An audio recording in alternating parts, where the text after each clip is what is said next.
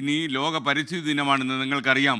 ഭൂമിയെയും ആവാസ വ്യവസ്ഥയും സംരക്ഷിക്കേണ്ടതിൻ്റെ പ്രാധാന്യം ജനങ്ങളെ ഓർപ്പിക്കുന്നതിന് വേണ്ടിയാണ് എല്ലാ കൊല്ലവും ലോക പരിസ്ഥിതി ദിനം ആചരിക്കുന്നത്.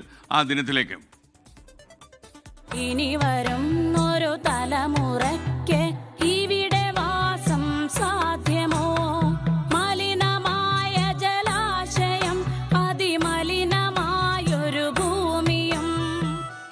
ഭൂമിയിൽ മനുഷ്യന്റെ ആവശ്യത്തിനുള്ളതെല്ലാമുണ്ട്, എന്നാൽ അവന്റെ ആർത്തിക്കുള്ളതില്ല. മഹാത്മാഗാന്ധിയുടെ ഈ വചനങ്ങൾ ഈ പരിസ്ഥിതി ദിനത്തിൽ നമുക്ക് ഓർക്കാതിരിക്കാനാവില്ല. മനുഷ്യന്റെ അത്യാർത്തിയും വിവേകരഹിതമായ ഇടപെടലുകളും കാരണം പ്രകൃതിയുടെ സന്തുലിതാവസ്ഥ ഇന്ന് തകിടം മറിഞ്ഞിരിക്കുകയാണ്. കടുത്ത വേനൽ, മിന്നൽ പ്രളയങ്ങൾ, ആഗോളതാപനം, ജലദൗർലഭ്യം എന്നിവയെല്ലാം ഇതിന്റെ ലക്ഷണങ്ങളാണ്.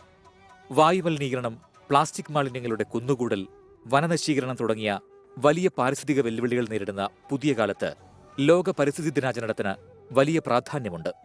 1972 ഐക്യരാഷ്ട്രസഭയുടെ ജനറൽ അസംബ്ലിയാണ് ജൂൺ 5 പരിസ്ഥിതി ദിനമായി പ്രഖ്യാപിച്ചത്. പരിസ്ഥിതി സംരക്ഷണം എന്നത് ഒരു ദിവസത്തെ ആചരണത്തിൽ മാത്രം ഒതുങ്ങേണ്ട ഒന്നല്ല. നിത്യജീവിതത്തിൽ വരുത്തുന്ന ചെറിയ മാറ്റങ്ങളിലൂടെ വലിയ മാറ്റങ്ങൾ സൃഷ്ടിക്കാൻ നമുക്ക് സാധിക്കും. മരങ്ങൾ നട്ടുവളർത്തുകയും പ്ലാസ്റ്റിക് ഉപയോഗം കുറയ്ക്കുകയും കുടിവെള്ളം പാഴാക്കാതിരിക്കുകയും വേണം.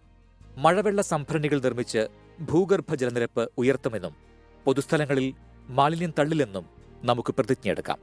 ഭൂമിയെ വരും തലമുറയ്ക്കായി നമുക്ക് കാത്തുവയ്ക്കാം. Research desk 24.